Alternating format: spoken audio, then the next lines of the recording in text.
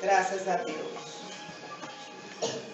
Senhor, nos proteja no dia de hoje, em todos os nossos trabalhos, em todas as nossas atividades deste dia. Te pedimos a proteção para a nossa reunião hoje, na manhã de sábado, aqui neste santuário de caridade. Que nós possamos, Senhor, nos manter firmes em nosso pensamento, com a certeza de que cada palavrinha que ouvimos aqui está sendo útil para o nosso progresso espiritual. E que se nós levarmos lá para fora, para junto dos nossos entes queridos, para os nossos lares, para os nossos locais de trabalho, para todos os ambientes em que vivemos no nosso dia a dia, nós vamos aproveitar ainda mais todas as atitudes, todos os nossos momentos na face da terra. Protege, Senhor, a todos que aqui se encontram, encarnados e desencarnados. Proteger os que se encontram pelas ruas, passando por fome, sede, grandes necessidades físicas e emocionais. Proteger os que se encontram nos países em guerra, Senhor. Que esses irmãos possam receber um pouco do teu bálsamo consolador, se sentirem, Senhor, pelo menos por alguns momentos, aliviados de tanta aflição, de tanta dor e de tantas lágrimas derramadas. Pai nosso, que estás no céu, santificado seja o vosso nome. Venha a nós o vosso reino. Seja feita a vossa vontade, assim na terra como no céu. O pão nosso de cada dia nos dai hoje e sempre, Senhor. Perdoa as nossas dívidas, assim como nós devemos perdoar aos nossos devedores. E não nos deixeis, Senhor, cair em tentação. Livra-nos de todo mal, se assim seja. Ave Maria, cheia de graça, o Senhor é convosco. Bendita sois vós entre as mulheres. Bendito é o fruto que do vosso ventre nasceu, Jesus. Santa Maria, Mãe de Jesus, rogai a Deus por nós, pecadores, agora e na hora do nosso desenlace, que assim seja. Graças a Deus, que a paz esteja com todos. Graças a Deus. Gente, pedimos que desliguem os celulares, por favor, tá? Todo mundo, não esquecendo de desligar ou colocar no vibracal, para a gente não atrapalhar a palestra que hoje será feita pela nossa irmã Alcione. Deixa eu ver se eu posso acertar. Corice, viu? Acertei. Nossa conhecida já na casa, já veio diversas vezes. O tema hoje é a volta do filho pródigo. Pedimos que todos se mantenham sentados, em silêncio, por favor, para aproveitar ainda mais as palavras. Seja bem-vindo. Bom, sempre é uma alegria voltar a esta casa, fazendo bastante carinho. Conheci bem pequenininha, né? Bem iníciozinho. É verdade. E voltar a um bairro que eu tive a felicidade de viver por 20 anos. Eu tenho, assim, muitas alegrias em relação ao bairro de Sepetiba. Hoje nós vamos conversar, tá certo? Vamos conversar sobre um tema que muitas vezes é tratado no meio religioso, mas sempre de uma forma superficial, porque é um tema que abrange, tem uma grandeza tão grande de questões evangélicas. Então, antes de começarmos, vamos fazer algumas perguntas. O que nos remete à figura paterna? Quando a gente fala figura paterna, o que lembra a vocês? Pai, mas o quê? Quais são os elementos? Pai. Proteção, respeito, autoridade, herói, não é? Aquela figura do pai herói. Quando nós somos crianças e o pai está perto de nós, parece que nada vai acontecer, né? Se você está diante disso, você vê a carinha do paizinho, pode ser pequenininho, franzino, mas assim, a sensação de proteção, né? O pai é provedor. Isso são figuras que remetem a todos nós, embora hoje em dia, com a evolução das questões sociais, a figura materna também se assemelha muito à figura paterna. Mas sabemos que psicologicamente a figura da mãe é diferente da figura do pai. mesmo que o casal esteja separado, a mãe não pode absorver o papel do pai, nem o pai o papel da mãe, porque é importante para a definição dos perfis psicológicos daquela criança. E dependendo da circunstância, é claro que há adaptações, mas a figura paterna ela é muito representativa. E quando nós falamos da parábola do filho pródigo, filho, né, nesse caso, é uma relação direta com a figura da autoridade, que na parábola é representada pelo pai, certo? Então é um simbolismo que nós vamos trabalhar. Então vamos lá. Então, aqui nos remete a autoridade, a referência, a guia, a proteção, a provisão, né? Na hora que o filho está precisando de dinheiro, né? Opa, e aí, né? Quebra aí uns 10, 20, aí começa o jovem falando assim. E agora nós vamos citar um trecho que fala, pai. Um pai é mais do que um amigo, um herói.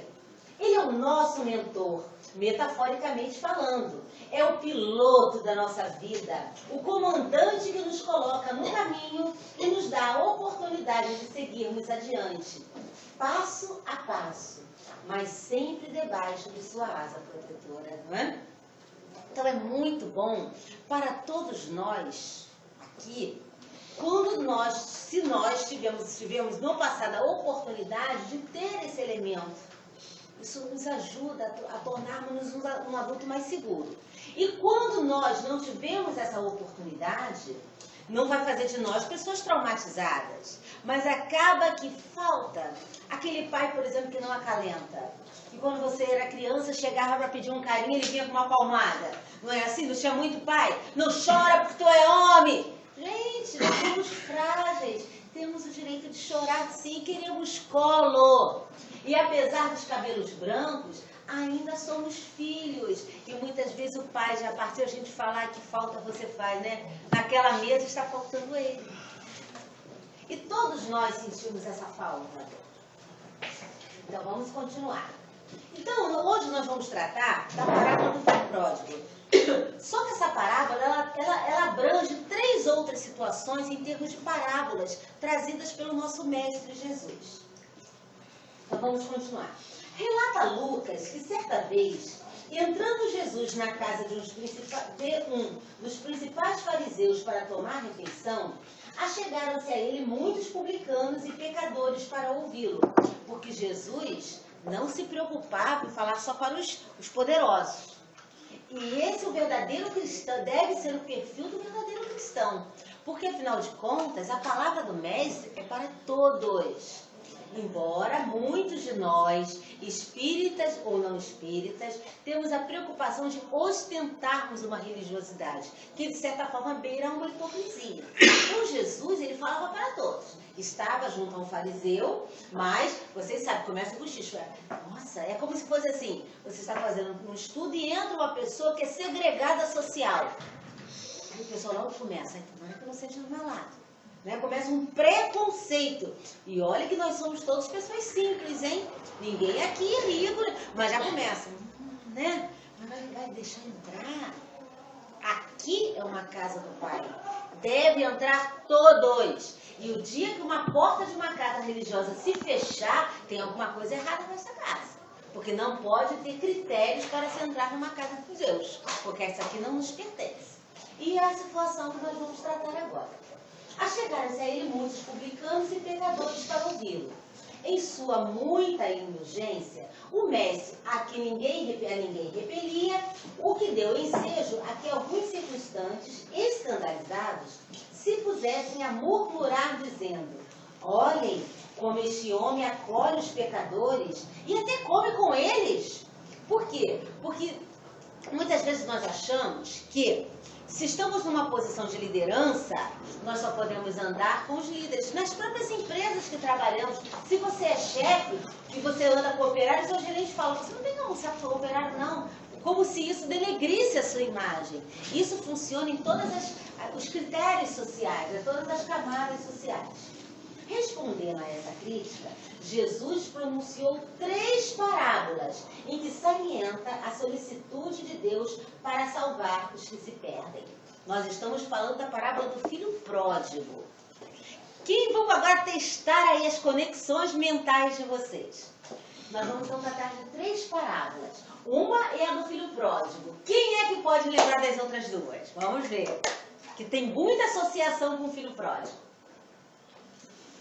Vamos, gente, vamos. Hã? Do homem rico, Lázaro.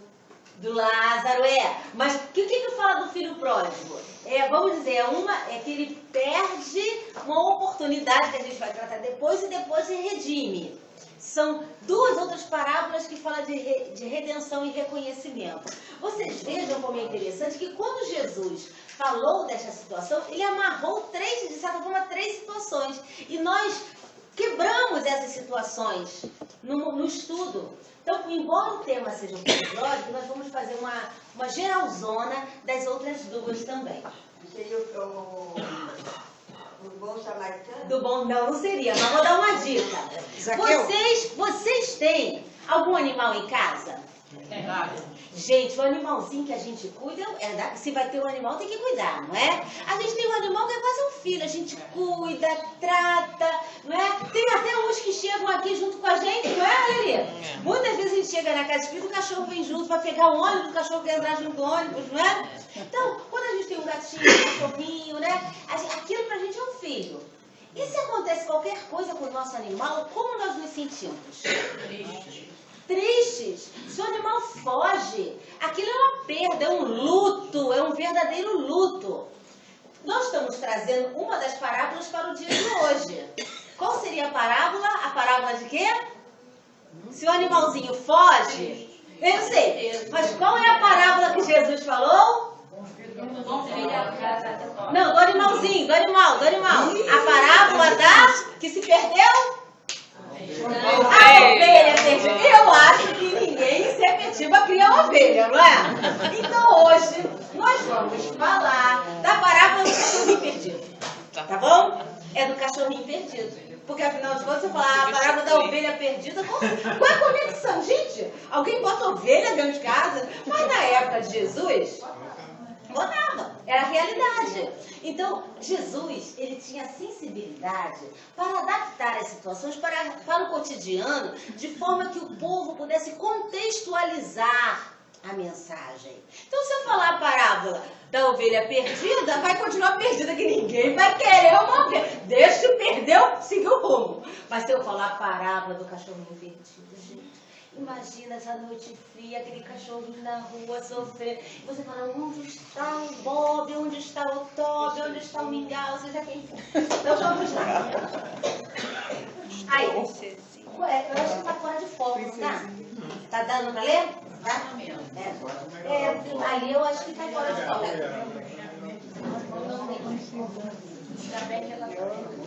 Ó, a parábola do cachorrinho perdido. Vamos lá. Eu de qualquer maneira. Qual? Viu? Gostei da torcida. Eu gosto de escudo assim, animado. Vamos lá. Qual de vós outros é um homem que tem 100 cachorrinhos? Ai, já pensou? E se perde um deles, não deixa os 99 e vai buscar o que se havia perdido. Porque é assim. Portão abriu, o cachorrinho fugiu, começa, mãe, o cachorro fugiu, vai para uma outra rua, vai para outra, e ninguém sossega, bota cartaz, coloca no Facebook e tudo mais, né? Hoje em dia se usa todas as ferramentas para isso. Até que o ache, e que depois de o achar, o põe sobre os seus ombros, cheios de gosto, e vindo a casa chama seus amigos e vizinhos, dizendo, congratulai-vos comigo, porque achei o meu cachorrinho perdido. Digo-vos que assim haverá maior júbilo no céu sobre um pecador que fizer penitência, que sobre 99 justos que não há mister de penitência. Então vocês vejam, olha só, a conexão com a parábola do filho pródigo. O dono tem muitos animais, mas se foge um, os outros estão seguros, ele não vai abandonar. Ah, eu tenho outros 99, deixa pra lá o cachorrinho que fugiu. Não. O pai vai ao encontro, né? O zelador vai ao encontro daquele serzinho que fugiu. Ele não pergunta por que o cachorrinho fugiu. Ele fala o seguinte, ele precisa voltar para que eu continue amparando. E muitas vezes nós julgamos, fugiu, tomou um rumo, deixa seguir. Não, Neste caso, e ele se rejubila quando pega de volta aquele serzinho para o seu alento, para o seu colo. Ele bateu no cachorro? Não bateu. Pelo contrário, o que ele fez? Ele aninhou. Quem aqui, quando criança, se perdeu na rua, sabe o quanto é traumático. Às vezes o pai e a mãe estão a alguns metros, inclusive está lhe vendo. Mas se você não vê, você fica desesperado. Nosso filho, quando se perde, né? No shopping, no mercado, aquela angústia que gera. E quando você encontra, você não bate da criança. Não, você fica feliz. Que bom que está bem. E isso, pelo menos, deve ser o dever da mãe. Se a criança fugiu ou fez algo equivocado, você vai orientá-la, repreendê-la no sentido de não fazer mais. Mas o percentual maior é de quê? É da alegria do fato da pessoa, daquele serzinho ter voltado. Então, esta é a primeira parábola que está relacionada com o quê? Com o filho pródigo. Agora, existe uma outra parábola que está ligada ao nosso salário. Que todo mundo aqui ganha muito, eu tô sabendo, né? Casa com ar-condicionado, né? Boutique lá atrás, todo mundo tem muito. Eu já comprei ali, ó, minha boutique tá ali, já comprei, ó. Então, aí mas você vai naquele farto salário mínimo, aquela coisa assim de assustar, aquele salário de família fenomenal, né? Aí você vai e você perde uma coisinha azul. Que chegam poucas todo mês na tua vida. E você pega aquele pedacinho de papel azul retangular. E você sofre. Eu estou falando de que você perdeu? De que notinha? A de 100. Então existe uma outra parábola que nós vamos trazer para os dias de hoje. E se eu falar que você perdeu uma dracma, eu vou falar, bem que perdi, não tinha utilidade, né? Para que alguém quer uma dracma hoje? O que é uma dracma? Mas eu não vou falar da dracma, eu vou falar da parábola, né? De quê? De 100 reais perdidos. Porque, gente, você não sabe se ficou no bolso, se botou dentro do livro, se o ladrão levou, mas que faz uma falta, faz. Aí você coloca, se perdi 100 reais. E aquilo vira uma novela. E remete daqui, vira dali, bolsa, vê se está furado, tudo mais, não é? E você sofre. Aí você um dia acha os 100 reais. Você chama, aí você gasta 100 reais comemorando, né? Opa, achei 100 reais. Então nós vamos falar da outra parábola que o mestre Jesus fez analogia com essa do filho pródigo. É a parábola dos 100 reais perdidos, certo? Então vamos lá. Ou que a mulher que tendo, né, 100 reais e tendo muitos 100 reais, aquela coisa da realidade de vocês, eu não sei muito bem como é, mas deve ser assim, você tem muitos. E se perder 100 reais, você não se importaria, tudo bem, só 100 reais, só 100 reais. Mas vamos fazer de conta que aqui a gente mora em Sepetiba, todo mundo pode, tá? Só fazer de conta, ou aqui tendo muitos 100 reais e perdendo 100 reais. Não acenda, né, uma candeia, não bote. Hoje em dia a gente não acende a candeia, a gente faz um alerta geral pelo Facebook. Perdi 100 reais, né? E bota seguidores, bota até a foto no Instagram para ver se alguém achou 100 reais. Não acenda a candeia e não varra a casa, não arraste imóvel, faça tudo até que ache. E que depois de achar, não convoque suas amigas, seus vizinhos para lhe dizer: congratulai-vos comigo porque eu achei os 100 reais perdidos, né? Assim vos digo, em que haverá muito júbilo entre os anjos de Deus por um pecador que faz a penitência. Vocês vejam o reconhecimento, né? Ou seja, todos os 100 reais são valiosos, como todos os cachorrinhos são valiosos. Mas se você perdeu uma notinha de 100 reais, aquilo num contexto faz falta, mesmo que represente nada, faz falta. Vocês vejam? O que isso tem a ver com a parábola do filho pródigo? É engraçado, né? Mas Jesus fez essas contas. Então nós vamos agora ao nosso processo, né, em si. Um homem teve 2 filhos e disse o mais moço deles a seu pai: pai, dai-me a parte da fazenda que me toca. Então, ele tinha direito à fazenda, o pai achou justo, não questionou e deu a parte que cabia a ele. E ele repartiu entre ambos a fazenda. Passados não muitos dias, entrouxando tudo que era seu, partiu o filho mais moço para uma terra muito distante, um país país estranho. Né? Ou seja, era de direito, o filho pediu que era de direito, o pai atendeu, já era adulto, e o filho partiu. Só que nós sabemos que muitas vezes nós não temos a maturidade suficiente para administrarmos os bens. Por exemplo, se você der um dinheiro grande para uma criança de 8 anos, o que a criança vai gastar? Como é que a criança vai fazer? Vai gastar com doces, né? Se você passa para um jovem, ele vai comprar CD, tênis, isso, aquilo outro. E se você passa para o adulto, ele paga contas. Um pouquinho tem que parar. Né? Então, aquele filho mais jovem, o pai deu de direito. Era direito dele. Então, ele recebeu a parte que lhe cabia. Mas ele ainda não tinha a sensibilidade e a maturidade espiritual para administrar aqueles bens. Mas o pai falou, não, meu filho, você colocou o filhinho, né, sobre a asinha protetora e falou, não, você tem que ficar... Não, é o que você deseja, você é um ser livre. Pegue os seus bens e faça uso dele. Depois de ter consumido tudo, sucedeu haver naquele país uma grande fome e ele começou a sentir necessidades. Porque acontece isso muitas vezes. Você recebe, por exemplo, um salário X para viver. Aquele salário, bem ou mal, daria para você passar os 30 dias. Mas quando você recebe no primeiro dia, você fala, vou comemorar. Aí leva a família para a pizzaria, para o restaurante, comprar tênis, comprar cartão de crédito. Faz coisas como se o dinheiro esticasse, né? Não tinha multiplicação dos peixes, né? Como se houvesse a multiplicação do dinheiro. Aí o dinheiro acaba, aí você começa no desespero. Foi o que aconteceu com aquele filho. Ele recebeu um bem que ele poderia se administrar de uma forma muito saudável por uma quantidade grande de tempo, mas por uma opção ele usou mal. E acabou que contingências sociais fez com que aquele local onde ele estivesse vivendo tivesse uma crise. Então foi uma conjuntura de fatores desfavoráveis e aquele jovem praticamente foi à falência. Retirou-se, pois, dali, porque ele não tinha mais como viver ali, e acomodou-se como um dos cidadãos de tal terra, né, que ele estava num lugar mais confortável. Este, porém, o mandou para os seus campos a guardar os porcos.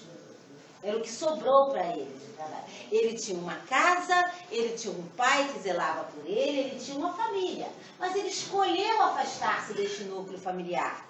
Amadurecer, aventurar-se, é um direito. Aí desejava ele encher a sua barriga de lavagem. Né? Hoje em dia nós sabemos que os porcos não comem lavagem. Nunca precisou comer lavagem. Mas houve uma época na história em que se tratava os porcos com lavagem. Hoje em dia os porcos comem ração, tem um outro tipo de tratamento.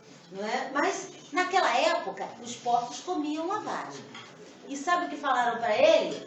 Não, porque aquilo é comida dos porcos. Gente, se você não pode sequer comer a comida do porco, tem alguma coisa errada na situação. Aí, mas ninguém lhes dava comida. Até que, tendo entrado em si, disse, quantos jornaleiros há em casa de meu pai, prestadores de serviço, que tem pão em abundância, e eu aqui pereço de fome. Olha, ele começou a avaliar, gente, eu tinha uma casa, eu tinha uma família, eu tinha um pai que me protegia, que não me cobrava nada. E eu aqui, agora, nem a comida do porco eu posso comer. Aí ele começou a rever o que ele tinha perdido. Quantas vezes nós só conseguimos avaliar os bens que nós temos quando nós perdemos? Não valorizamos pai e mãe, não valorizamos filho, não valorizamos emprego, reclamamos do emprego, reclamamos do chefe e somos mandados embora. Aí você fala, gente, eu tinha tudo, aquilo me dava a segurança. Eu tinha um pai que eu desprezava, e um dia o pai desencarna e você sente a falta, não é? Reclama do filho, reclama da escola, aí passa a vida inteira sem estudar e um dia descobre que aquelas aulas que você faltou está fazendo falta. Hoje em dia ele vai pagar um curso. Não é verdade? Quantas coisas nós perdemos. Ele então estava numa situação de reavaliar, mas que bom. Porque a vida dá excelentes oportunidades para nós reavaliarmos nossas posturas o tempo inteiro. E ele chegou esse momento. Levantar-me-ei, irei procurar meu pai, e dir-lhe-ei, pai, pequei contra o céu e diante de ti. Eu não sou digno de ser chamado teu filho. Faze de mim como um dos teus jornaleiros. Então vocês vejam, ele reconheceu que tomou uma atitude equivocada. O pai não pôde ir ao encontro dele. ele. Sabe por quê? Porque cada um tem a sua hora desse reconhecimento. Porque a partir do momento que o filho se equivoca, isso é um simbolismo, tá, gente? É um simbolismo. E vai o pai e a mãe, não, meu filho, vou. E o filho não quer. Ele, a primeira oportunidade, é como você, por exemplo, colocar numa casa de detenção, né, um ambiente prisional, uma pessoa equivocada das leis. Quando a porta abrir, ele percebeu o que ele vai fazer, ele vai fugir. Mas ele não está preparado ainda para essa volta. A mesma coisa nessa situação. O pai sofreu, mas teve que deixá-lo partir. Aquela angústia de saber onde será que está o meu filho nessa situação. Mas ele era um ser adulto. Ele tinha sensibilidade para tomar suas próprias atitudes. E da mesma maneira que ele seguiu, o que ele decidiu agora? Voltar. O caminho de volta é um caminho recheado de autoanálise. É aquela hora que você briga com o marido, grita, e depois você fala, desculpa, eu estava nervosa. Ou o contrário, eu estava nervoso. Ou quando você toma uma atitude equivocada, você fala, gente, eu preciso refazer a trajetória. Não é vergonha refazer essa trajetória. Pelo contrário, é um exercício de humildade e amadurecimento. O orgulhoso não fala, não volto. Não volto. Eu saí e não volto mais. Se eu sair por aquela porta, eu não volto mais. Nada. O pai está sempre com a porta aberta para nós voltarmos. E olha o que aconteceu. O pai estava com o chicote na mão? Não. Com a palmatória? O dedinho apontado, eu não te disse que tu ia voltar? Tem, né? Eu não falei que não dava um ano para você voltar. Dava assim? Olha como o pai recebeu o filho. Né? Olha só, de braços abertos, gente. Isso é muito lindo. Ou seja, ele fez tudo de errado, gastou dinheiro, ficou numa situação difícil, mas voltou. E nisto que ele voltou, esse pai, que é maravilhosamente justo e bom, estava de braços abertos para receber o seu filho. Levantou-se, pois, e foi ao encontro de seu pai. E quando ele ainda vinha longe, viu seu pai, que ficou movido de compaixão e correndo, lançou-lhe os braços ao pescoço para abraçar e o beijou.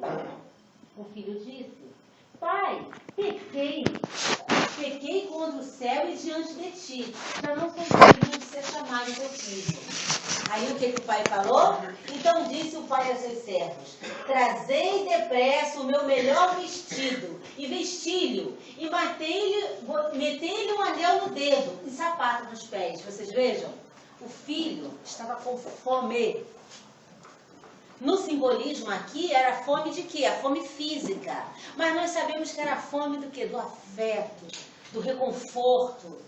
Ele precisava ser agasalhado, que foi simbolizado pelo vestido, pela túnica e pelos calçados.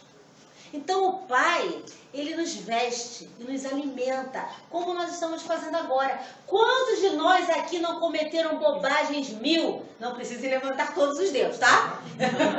São muitos, todos nós estamos aqui. O que nós estamos fazendo aqui? É matando a nossa fome, né? Porque durante muito tempo, o que nós comemos? Lavagem. Porque é isso que a parábola nos diz. Nós, durante muito tempo, nos alimentamos das lavagens sociais. Dos alimentos que podem nos saciar num primeiro momento, mas deixam um profundo vazio. E aqui nós estamos sendo alimentados, só que de um alimento espiritual. Estamos sendo aquecidos, né, por um manto de reconforto. Aqui ninguém é pecador, gente. Não existe essa história de pecado. Esquece essa história de culpa, de pecado. Erramos. É a vida, faz parte. A gente erra e acerta. Cada vez a gente acerta mais. Que bom. Né? Porque temos a capacidade de avaliação das nossas posturas. Então, gente, eu não sou perfeita não, tá bom? Se vocês vasculharem a minha vida, tem erros, como de todo mundo. Poxa, mas fala tão bonito na casa espírita, né? Quem diria? Isso! Detetive VTV, não é? Ué. Não, todos nós nos equivocamos.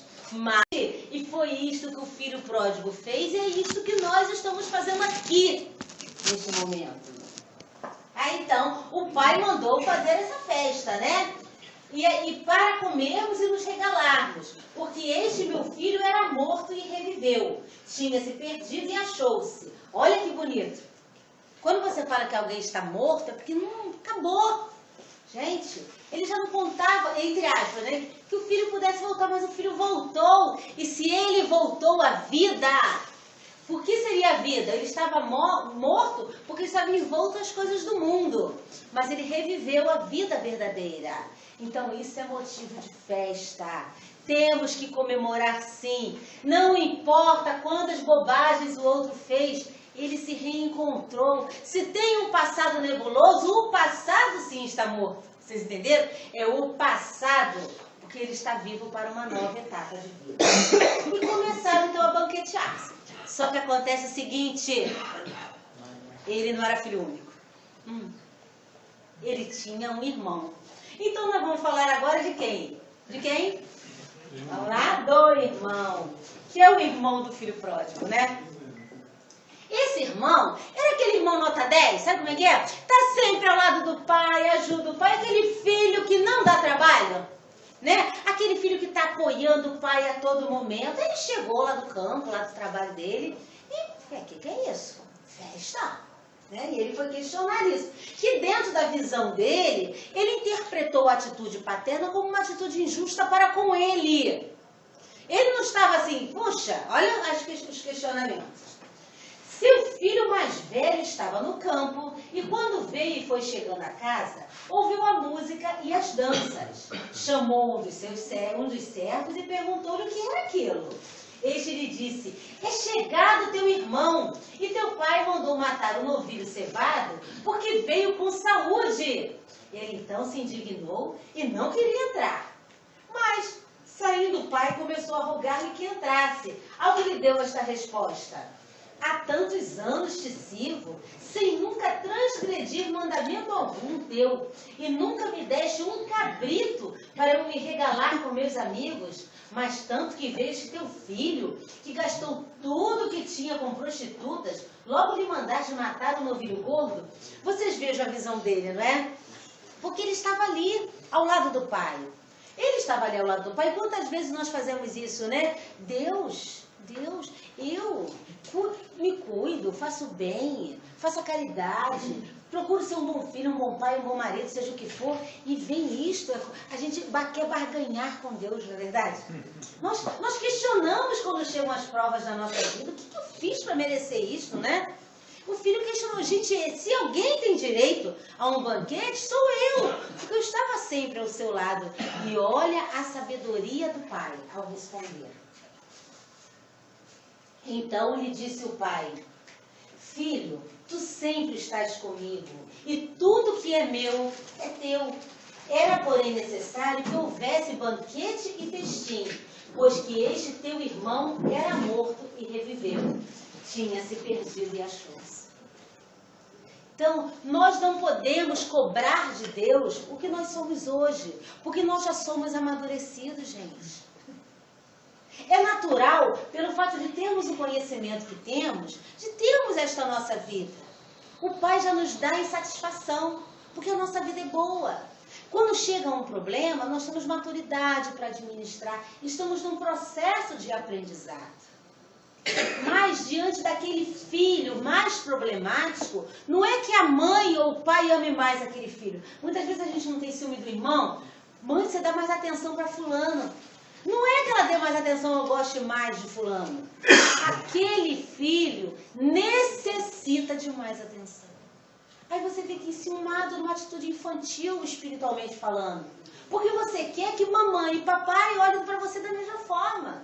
Gente, mas ele é o doente da alma. Então, para aquele que é doente da alma, faz-se necessária uma atuação mais profícua, mais eficaz dos pais. E você, que já é mais amadurecido, é natural que os pais não precisem tanto estar ali, né? Porque você já tem uma maturidade que permite se trilhar uma trajetória sozinho. Mas o pai não te abandonou. Vocês entenderam? Ele só tem que dedicar mais atenção ao filho que é mais problemático, à criança que é mais doente, não é assim que nós fazemos? Tem 3 filhos, um está doente, você acaba dando mais atenção. Aí o outro fica com ciúme, dá trabalho, foi o que o menino fez. Ele não era um mau jovem, só que ele se sentiu carente naquele momento. Mas o pai explicou isso. Ou seja, o teu filho estava morto e reviveu. Gente, renascer é algo maravilhoso. Porque chega um período em nossas trajetórias, que nós já passamos por isso em algum momento de nossas encarnações, em que nós estávamos praticamente mortos. E fomos fazendo a caminhada. Muitas vezes na própria vida, situações que você parece que não vai ter saída. Você fala, meu Deus, eu queria que o dia não amanhecesse. E aí você vê a esperança chegando. É o Pai que te acalenta. É o Pai que te recebe de braços abertos. E você começa a vislumbrar soluções que antes estavam inimagináveis. Então vamos continuar. Aí nós avaliamos que aquele jovem se afastou de Deus de que forma, né? Afastamos-nos de Deus não pela distância física, né? Mas pelo coração. E nos entregamos a toda sorte de desatinos. Então nós vamos avaliar aqui, ó, a questão da violência, nos afasta de Deus, da maledicência, das drogas, da violência doméstica, da desestrutura familiar, da gula, da promiscuidade sexual, da preguiça. Então vocês vejam, afastar-se de Deus não é só quando a gente mata, não, quando a gente se droga, não. Nós nos afastamos de Deus em atitudes do nosso dia a dia. Quando não somos bons pais para com os nossos filhos, quando estamos envolvidos em hábitos de dependências químicas, na promiscuidade sexual, achamos que tudo é permitido quando se está entre casal, ou quando temos relacionamentos extraconjugais. Gente, eu não estou julgando. Aqui não é um tribunal. Nós estamos pontuando situações que faz com que nos afastemos de Deus. E cada um sabe o seu ponto de afastamento. Porque aqui é uma oportunidade que temos de reavaliarmos nossa conduta. E a partir do momento que eu reavalio a minha, eu estou me permitindo seguir um novo caminhar, decidir um novo caminhar. Então aqui nós atentamos para alguns pontos que nos afastam de Deus, e no caso, aquele jovem se afastou pelas causas dele, e cada um aqui se afasta pelas suas próprias opções.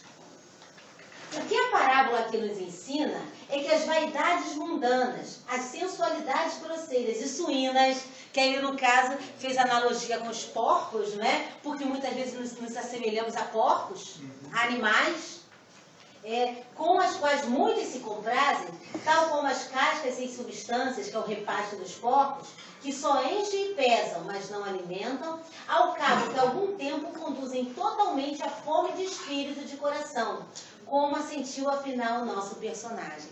Então vocês vejam, ele estava ali comparado à vida dos porcos, né? Ele pediu a comida dos porcos. Mas houve ali naquele momento um divisor das águas. Eu não quero isto para mim, eu não vou viver de lavagem social. E eu começo então a questionar as músicas que eu ouço, as pessoas com quem eu convivo, os meus relacionamentos, as minhas posturas éticas, as minhas posturas morais. Quando ele avaliou isso tudo, ele falou, gente, eu tinha tudo, eu que botei a perder. E detalhe, todos nós temos tudo. Só que nós não conseguimos perceber e fazemos o caminho de saída. O Pai deixa, mas também quando você decidir voltar, a porta estará aberta. E aí nós vamos botar uma apresentação agora, que é um slide, que ele é uma frase muito simples, mas que ele encerra uma grande verdade, que é hoje o nosso convívio. Vamos lá. Temos Facebook. Aí a pessoa se vangloria porque tem 500 amigos, 1000 amigos, não sei quantas curtidas, né? Nossa, botei uma foto, recebi 157 curtidas. E aquilo o irmão fica morrendo de inveja porque ninguém curte, né? Aí comprou um tênis novo, emagreceu 3 quilinhos, alisou o cabelinho, aquilo fica, uau, minha vida mudou, não é? Comprou aquele carro, né? Tá namorando um cara bonito, arrumou uma mulher muito gostosa, e a gente começa a dar peso 2 a coisas que não tem valor nenhum, gente. Nenhum.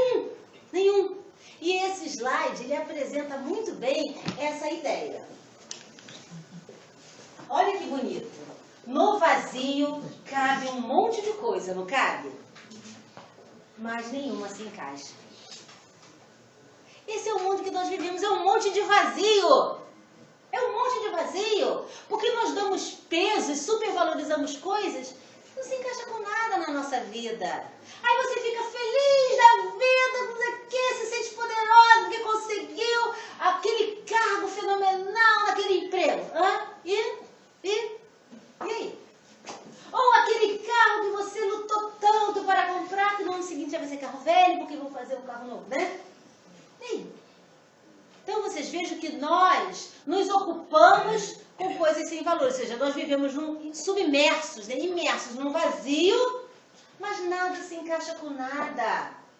Porque a maioria de nós continua seguindo sem saber para onde é. É como aquela história que eu já contei uma vez aqui, é um navio que está afundando. Aí todo mundo que está do lado esquerdo está com medo de morrer e corre para o lado direito do navio.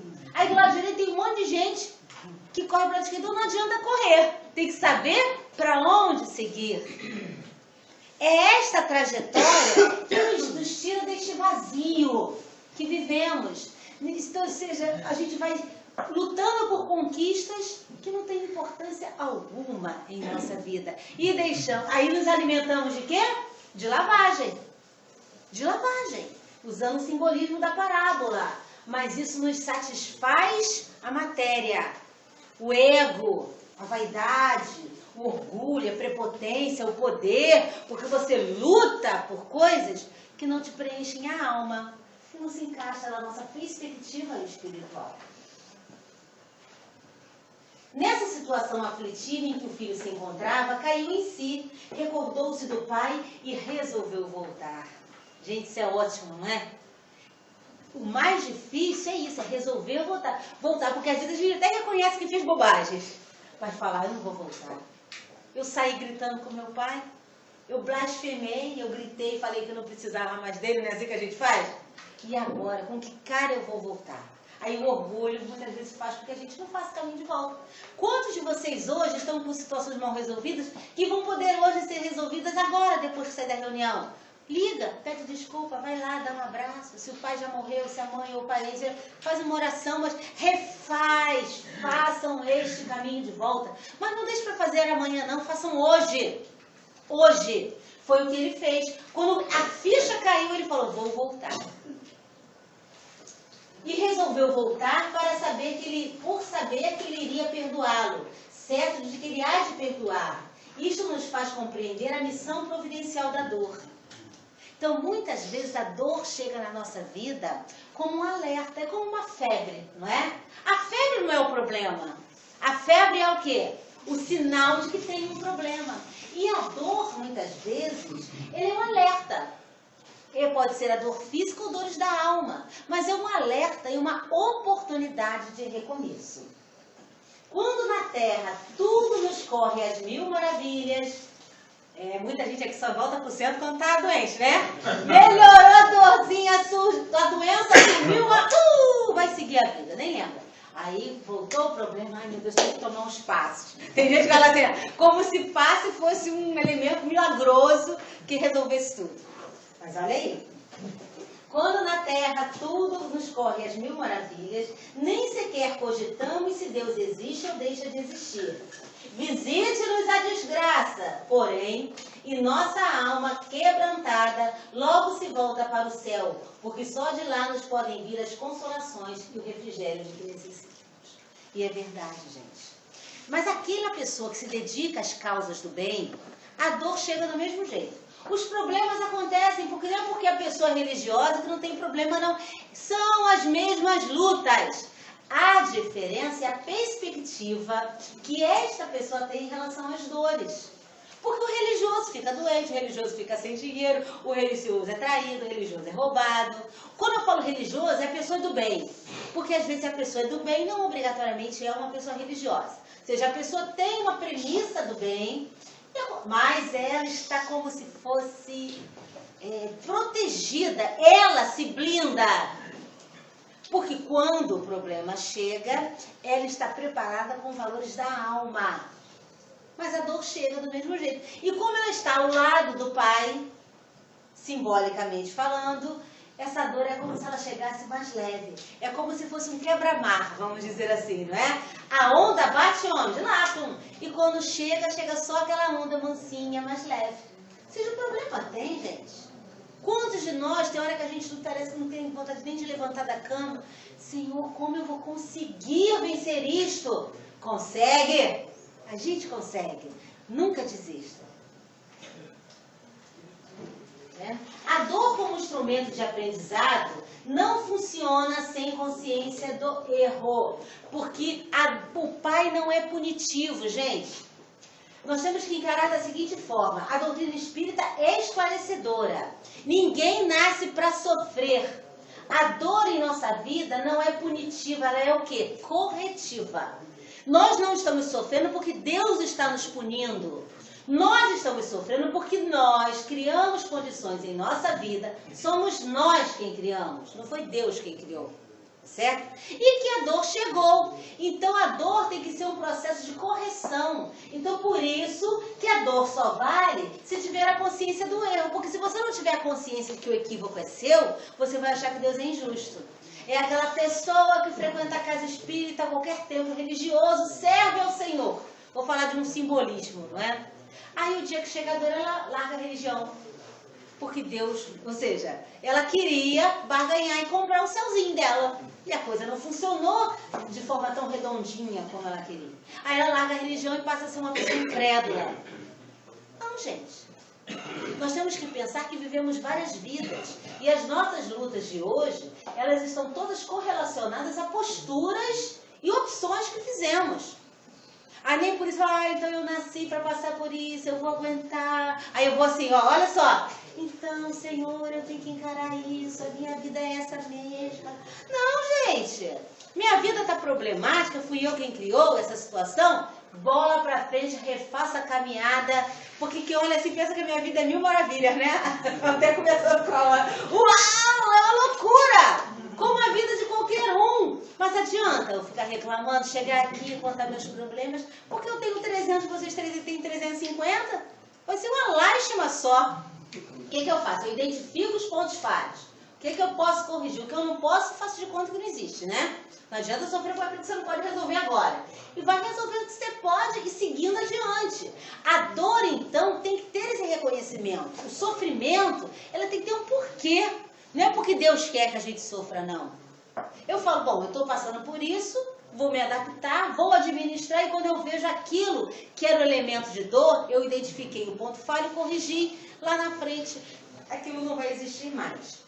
Na maioria dos casos, apenas a covarde desespera, fazendo aparecer o sentimento de culpa. Aí eu vou colocar agora uma figura que representa muito bem a culpa. Gente, por isso que eu falo, esqueçam a culpa. Fez bobagem na vida e é um passado nebuloso, nós temos que lembrar que erramos. Não podemos esquecer que erramos. Mas culpa não.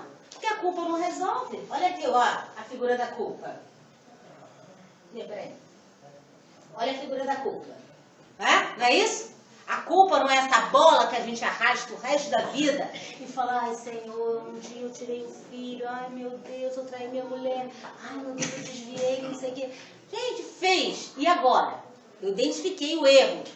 E agora? Como eu vou corrigir isso? Para que eu me liberte dessa culpa. Né? De culpa também. Aí vamos um outro trechinho aqui. O mais indicado sempre é responsabilizar-se. Ou seja, eu não posso falar o seguinte, eu fiz porque fulano me obrigou. Não. Você fez porque você quis. Ninguém te obriga a nada. Ninguém coloca uma arma na cabeça para você fazer uma coisa errada. Porque se alguém colocar uma arma na cabeça para você fazer uma coisa errada, então eu prefiro que você morra. Deixa a pessoa te matar. Vamos dizer assim, simbolicamente falando. Porque você vai fazer só se você quiser. Pois o mais indicado sempre é responsabilizar-se e não se culpar, pois a culpa faz com que permaneçamos no papel da vítima e traz apenas estagnação e repetição de padrão e não proporciona crescimento. É aquela pessoa que fala, ai, quando eu era jovem eu fiz isso e aquilo fica remoendo. Gente, esquece, fez, corrige, certo? Se não tem condição de fazer sozinho, vamos nos tratar. Para isso que existem os psicólogos, não é? As terapias, em grupo ou individuais. Para isso que existe o atendimento fraterno. Para isso que existe uma coisa chamada pedir perdão. Né? Pedir perdão ao outro e pedir perdão a si próprio. Porque a pessoa precisa se auto-perdoar. E entender que nós somos falhos, gente. Porque se eu idealizo que eu sou uma pessoa perfeita, quando eu erro, primeiro eu estou vivendo numa miopia. Porque eu não sou perfeita. Mas eu acredito que sou. Aí o dia que eu erro, aquilo quebra o cristal. Então eu tenho que me perdoar. Entender que eu sou um ser humano frágil. Que eu me equivoquei, mas que eu posso ser melhor hoje. Muito melhor do que eu fui ontem. A responsabilidade faz com que acreditemos na capacidade de mudar. E todos nós temos essa capacidade. Isso é que é bonito, não é? O homem, filho pródigo, ele teve a capacidade de mudar. Porque, gente, ele estava lá, na pior situação que o ser humano pode estar. Não tinha onde morar, não tinha o que comer. A vida dele estava totalmente degradada. Ele falou, errei. Eu não sou mais digno de ser chamado seu filho, né? Vocês vejam as palavras dele? Ele sabia que não era digno, mas ele foi ao encontro do pai pedir perdão. Quando a gente pede perdão ao pai, na realidade você está pedindo perdão a quem? A si próprio. Não, mas a si próprio. Ou seja, você reconhece, mas é o perdão verdadeiro. Gente, eu errei. O que eu posso fazer para a minha vida ficar melhor? Quando eu decido isso, parece que a luz começa a se fazer na vida da gente, é automático. Tira-se um peso do ombro, o nosso semblante fica mais suave, as nossas dores parecem mais brandas. Não foi Deus que fez isso por nós. Quem foi que fez? Eu que me permiti isso. Você tem um desenho muito antigo, isso é prova de quem é velhinho, tá? Vamos lá. Quem aqui assistiu um desenho chamado A Família Addams? Ah, Facência, levanta tua mão, você está assistindo também. Não é teu tempo? Vocês lembram que tinha uma nuvenzinha e só chovia em cima do castelinho da família Addams? A pessoa com culpa é assim. O mundo todo está sol. Mas na casinha lá, na cabecinha do indivíduo, está chovendo sempre e roncando trovoadas. Né? Então, o reconhecimento do equívoco e a libertação das culpas faz com que o sol se abra. Aqueça a alma. A gente vai ficando mais leve e muito mais feliz. Aí quando eu fico mais feliz, eu estou falando eu no simbolismo, eu atraio sorrisos. Porque vocês veem, se eu estou falando, vocês estão sorrindo para mim. Não é só você não, todo mundo. Tá certo? Por quê? Porque você emana alegria, você recebe. Você retroalimenta as coisas positivas. Então você doa, reconhece, o sol brilhou. Aí você vai e emana essa luz, a luz volta. E volta intensamente para o teu caminho. Aí você começa, então, a refazer a trajetória. Pede desculpas com quem você se equivocou, né? Corrige, devolve. Vai caminhando. Não obrigatoriamente vamos resolver tudo em uma única vida. Mas que bom que somos dotados de múltiplas encarnações. Podemos fazer hoje o que é melhor. Eu não sei o porquê, mas o tempo acabou. Eu vou correr rapidinho, tá? Pode ser até quando? Não, eu vou respeitar. Até 10 horas. 10, vamos lá. Então vamos lá. Olha que bonito. Aí nós temos aqui, ó. Que parábola é essa? A parábola do cachorrinho perdido. Ninguém dormiu. Aqui é a parábola dos 100 reais perdidos, né?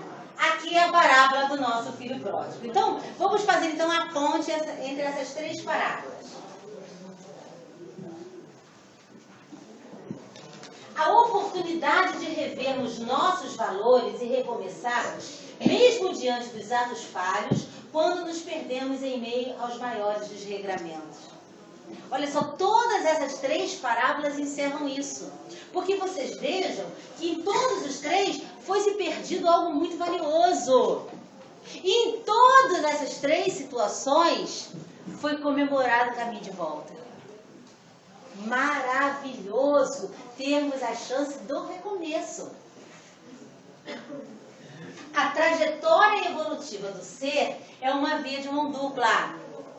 É uma via de mão dupla. Tudo é o caminho que vai, é o caminho que a gente vem. O caminho que fazemos na ida será o que percorreremos na volta. E vocês vejam que isso ocorre numa mesma existência e na outra. Se pegamos indevidamente, achamos que somos os chamados espertos, devolvemos lá na frente. Achamos que nos demos bem, ninguém percebeu, vamos fazer. Aprontamos e achamos que ninguém viu, está sendo tudo filmado, microfilmado, né? Verdadeiro Big Brother espiritual, meu amigo. Quando tu acha que tu tá sozinho, que ninguém tá vendo, quando desencarnar vai aparecer aquele filminho, né? Em 3D, vai ver aqui, gente, está registrado, né? Fica tudo registrado. Então é o caminho que a gente faz na ida, é o caminho que a gente volta. Mas acalmem-se, porque o Pai é tão maravilhoso que mandou um irmão mais velho para cuidar da gente. Quem é esse irmão mais velho? Jesus, esse cara tudo de bom, não é? Em nosso relativo livre-arbítrio, podemos dilapidar na satisfação devastar dos apetites, as riquezas que nos foram concedidas pelo doador da vida. Fazemos isso muito, não é? Recebemos um corpo perfeito. Mesmo na doença, o nosso corpo é perfeito, que é uma máquina adaptada à nossa vida. Poucos de nós retornam ao mundo espiritual como completistas. Não damos um tiro na cabeça, mas bebemos Coca-Cola? Comemos açúcar refinado, não é? Muito sal, comemos mais do que precisamos. Estamos aí dilapidando. Quer ver como dilapidamos os nossos bens também? Estamos aqui, todo mundo vai sair agraciado, feliz da vida. Ai, que palestra maravilhosa. Aí o ônibus não para. Aí você já xinga o motorista. Gente, vocês acabaram de sair de um ambiente espiritual maravilhoso. Aí desperdiça, está dilapidando. Vocês entenderam? São essas coisinhas. O filho te dá um sorriso e você diz que não tem tempo. Ai, você não... Entendeu? Gente, nós somos municiados de valores fenomenais para sermos felizes todos os dias. Mas nós nos focamos, é como assim, nós temos um processo seletivo. Nós nos atentamos só àquilo que estamos afim espiritualmente. Aí dilapidamos. Virão depois, entretanto, os efeitos dolorosos e com eles o arrependimento e a resolução de emendar-nos. É quando Deus, que lê os nossos mais recônditos pensamentos, vem ao encontro de nosso esforço individual e, harmonizando os ditames de sua justiça, com sua superabundância de sua misericórdia, enseja-nos, através das reencarnações, os meios de reabilitarmos-nos, de redimir-nos e de retornarmos infalivelmente à glória inefável de sua companhia. Gente, isso é muito bom. Somos nós hoje, se avaliarmos, aquele filho que abandonou o pai. Claro que não foi 100%, vamos dizer assim, mas abandono, podemos estar num aspecto, vamos dizer assim, eu me alimento corretamente bem. Mas eu sou maledicente. Aí, tá vendo? Você não se afasta 100% do pai. Nós temos pontos de vista que nos afastam, valores que nos afastam do pai. Eu posso me afastar do pai de um aspecto e você de outro, cada um, mas estamos todos nós afastados do pai. O que estamos fazendo é o caminho de volta. Aqui, porque senão estaremos dormindo, trabalhamos a semana inteira, acordamos cedo, poderíamos estar dormindo, mas no sábado estamos aqui e amanhã estaremos também, não é? Para o evento, que eu estou sabendo que vai acontecer aqui. Então, porque isto nos ajuda, não resolve, você está dizendo? Casa espírita não resolve o problema de ninguém, nem cura, tá bom? Nem cura. Casa espírita não cura, casa espírita não resolve. O que a instituição religiosa faz é dar condições para que você, os espíritos nos auxiliam, você faça esse caminho de volta. Aí a cura é você quem se cura, tá certo? As soluções é você próprio quem encontra, ou seja, é o caminho de dentro, é o caminho de volta. Porque antes você só estava focado para o mundo exterior. E você só se encontra com o Pai voltando para si. Então, para fechar o nosso trabalho, eu vou trazer uma última apresentação aqui, que é uma mensagem simples, mas que encerra bem. O que para você pode parecer o fim, para Deus é o início de um novo projeto. Então vamos pensar assim, quando tudo parece perdido na vida, acredite, ali é o início de uma nova fase. Nunca vamos desistir das nossas lutas. Sabem por quê? Porque o Pai nunca desiste de nós. Paz para todos vocês.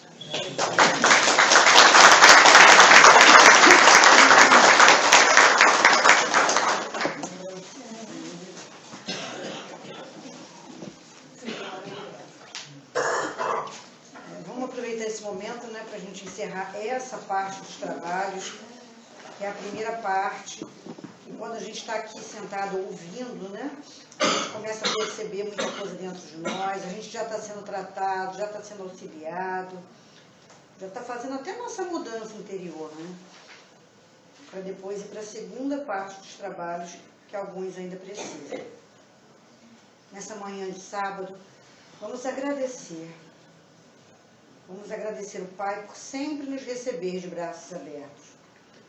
Vamos agradecer por sempre nos orientar, por permitir que tenhamos amigos materiais e amigos, acima de tudo, espirituais, nossos mentores, nossos amigos familiares que já nos precederam do outro lado, que estão sempre próximos, querendo nos auxiliar, nos envolver, querendo nos incluir do caminho que devemos tomar.